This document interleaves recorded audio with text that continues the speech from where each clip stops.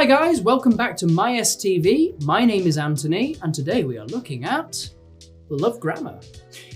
To be specific, we're looking at indefinite pronouns. Now, these are one of the more difficult beginner, intermediate topics to master. There are quite a few of them to memorize, and even then, there are many similarities between them. In this video, we'll simplify it for you and make sure that you can use them correctly the next time you need to.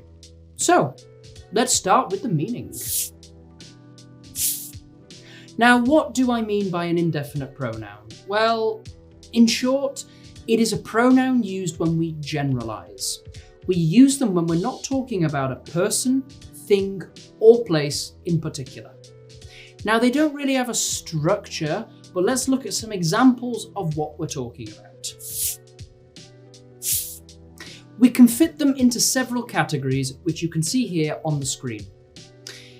And the best way in which to do this probably is using a table. Now, the first row is fairly understandable. Whenever we use every, we are talking about all of something. For example, everybody needs a holiday. I certainly do. Everywhere is fully booked, sadly. Everything has been eaten.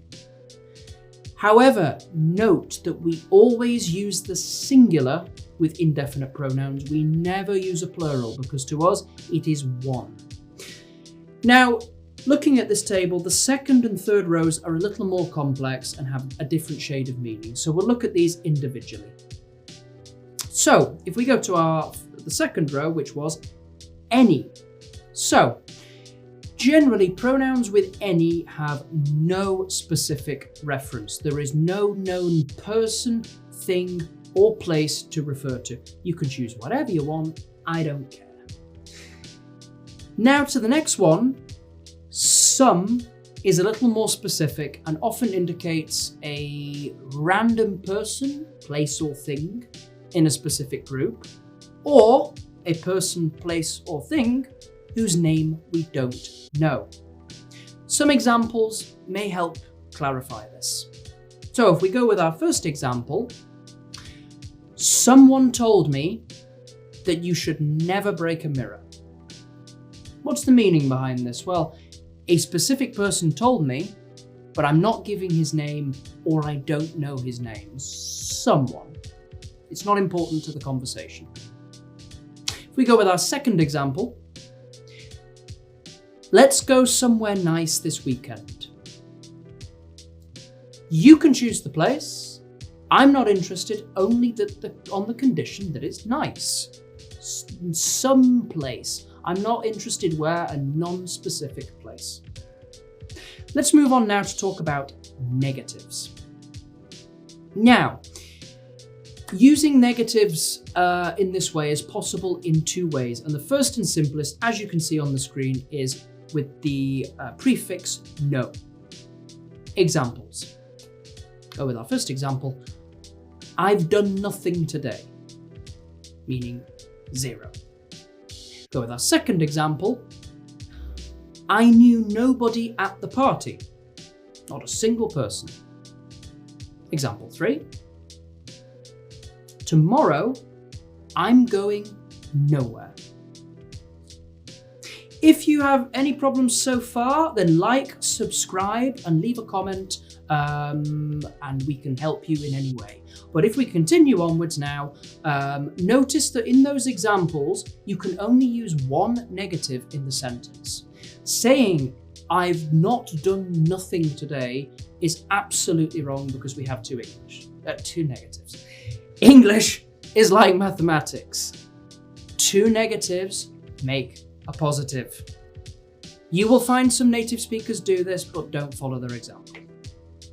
However, there is another way of creating a negative, using not plus any. So let's take the same three sentences from earlier. We'll go with our first one now. I've not done anything today. What am I indicating here? I'm saying nothing. It's the same as before, just phrased in a different way. Moving on with number 2, I didn't know anybody at the party. Same as before, different phrasing. And onwards with number 3. Tomorrow, I'm not going anywhere. 0 place, staying at home, Netflix. The two are exactly the same grammatically and often interchangeable. But using no has a certain gravitas. It's a little more dramatic. So, you think you've understood that well? Well, time to prove it. Ready for a test? Tell me if the following sentences are correct or incorrect. Feel free to stop the video to think about it properly at any point. Okay, get ready because we're going to go straight in with our first one. Say the correct answer out loud, but think it through first. Correct or not correct? I didn't see nobody. Take a moment, think it through, stop the video if you need to. And the answer is nope, totally wrong, incorrect. Double negative makes a positive, like mathematics. So you did see somebody. The correction is I didn't see anybody or I saw nobody. Okay, if you got that correct, well done. If not, try again with number 2, which is I'm not going somewhere today. I'm tired. Think. Stop the video if you have to. The answer is incorrect.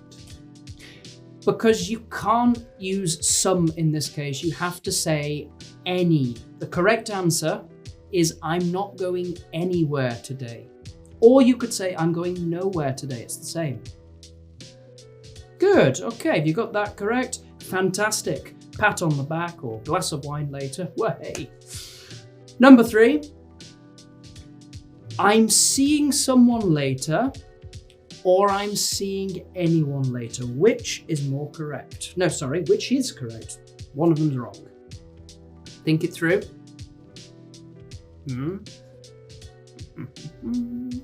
Okay, the correct answer is the first one.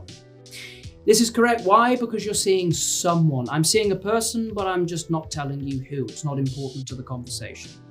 If you say I'm seeing anyone, that means you can see everybody in your village or town. Sounds very strange. It doesn't work. Good. Moving onwards. Moving onwards to number 4, which is how are everybody today? Correct or not correct? Trust the feeling that comes from here. Oh dear, that wobbles on camera. Not a good idea.